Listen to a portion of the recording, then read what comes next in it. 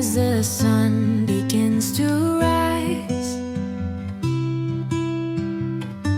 we lift our hearts to the skies.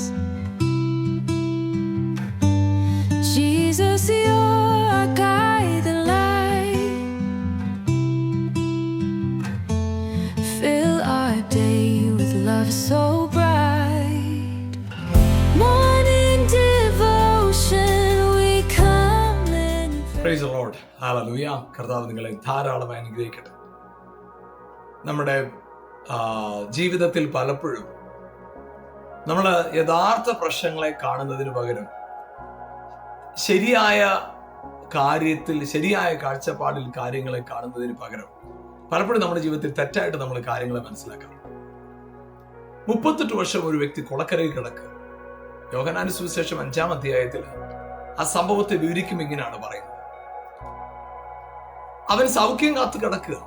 അവിടെ അവൻ പ്രതീക്ഷിക്കുന്നത് ആ കുളക്കരയിൽ കുളം കലങ്ങുന്ന സമയത്ത് അവൻ ആദ്യം ചാടണം, സൗഖ്യം പ്രാപിക്കും. അതിനുവേണ്ടിയാണ് വെയിറ്റ് ചെയ്തു. പക്ഷെ കഴിഞ്ഞ 38 വർഷമായിട്ട് അവന് പ്രയോജനം ഉണ്ടായിട്ടില്ല അവിടെ പോയതുകൊണ്ട്. പക്ഷെ അവിടെ അവനോട് കർത്താവ് ചോദിച്ചൊരു ചോദ്യമുണ്ട്, സൗഖ്യമാകാൻ നിനക്ക് മനസ്സുണ്ട്? അവിടെ അവന് ശാരീരികമായ ഒരു വിടുതൽ അവൻ ആവശ്യമുണ്ട്. പക്ഷെ ശാരീരിക വിടുതലിനേക്കാളും അവൻ ആവശ്യം വരുന്നത് മാനസികമായ ഒരു മാറ്റം. അവനുണ്ടായിരുന്ന 2 കുഴപ്പങ്ങൾ ഇതാ. ഒന്ന് പറഞ്ഞത്, എന്നെ സഹായിക്കാൻ, എന്നെ കുളത്തിൽ ഇറക്കാൻ ആരും. ഞാൻ പലവട്ടം അവിടെ ചെന്നു, പക്ഷെ എനിക്ക് മുമ്പേ ആളുകൾ അവിടെ ആ അവസരം ഉപയോഗിച്ചു. 2 കാര്യമാണ്, എന്റെ സൗഖ്യത്തിനും എന്റെ കാരണത്തിനെല്ലാം തടസ്സമായി നിൽക്കുന്നത് ചുറ്റും നിൽക്കുന്ന വ്യക്തികൾ. പലപ്പോഴും നമ്മുടെ ജീവിതത്തിൽ നമ്മുടെ പുറമെയുള്ള പല വിഷയങ്ങൾ, സാമ്പത്തിക വിഷയമാകട്ടെ, ആരോഗ്യപരമായ വെല്ലുവിളികളാകട്ടെ, ഇതിനെല്ലാം റീസൺ നമ്മൾ പലപ്പോഴും ചുറ്റുപാടുകളെ നോക്കി അവരെ അത് കംപ്ലൈന്റ് ചെയ്തുകൊണ്ടിരിക്കും.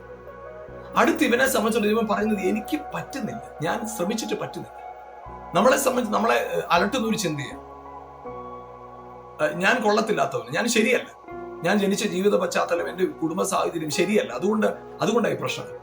നമ്മുടെ അകത്തുനിന്ന് മാറേണ്ട 2 കാര്യമാണ്. എന്റെ ജീവിതത്തിന്റെ നന്മകൾക്ക്, എന്റെ ഉയർച്ചകൾക്കെല്ലാം എതിരായി നിൽക്കുന്നത് മറ്റു വ്യക്തികളാണെന്നും, എന്റെ ജീവിതത്തിൽ ഞാൻ പരിമിതികൾ ധാരാളം ഉള്ളത് കൊണ്ടാണ് ഞാൻ അനുഗ്രഹിക്കപ്പെടാത്തതെന്നും എന്നുള്ള ചിന്തകളില്ലേ, അതൊന്നും എടുത്ത് മാറ്റിയിട്ട് നിങ്ങൾ മനസ്സുകൊണ്ട് ഞാൻ സൗഖ്യം പ്രാപിക്കും എന്ന് നിങ്ങൾ തീരുമാനിച്ചാൽ, ഞാൻ നിങ്ങളൊരു കാര്യം പറയാം, നിങ്ങളെ ദൈവം സൗഖ്യമാക്കുമെന്ന് ഞാൻ പറയുന്നില്ല. പക്ഷെ ഞാൻ നിങ്ങളൊരു കാര്യം പറയാം, സൗഖ്യമാക്കിയ ദൈവത്തിന്റെ സൗഖ്യത്തെ നിങ്ങൾ അനുഭവിക്കും. നിങ്ങളെ സൗഖ്യമാക്കാൻ പോകല്ലേ, യേശു സൗഖ്യമാക്കി കഴിഞ്ഞാൽ ഓൾറെഡി.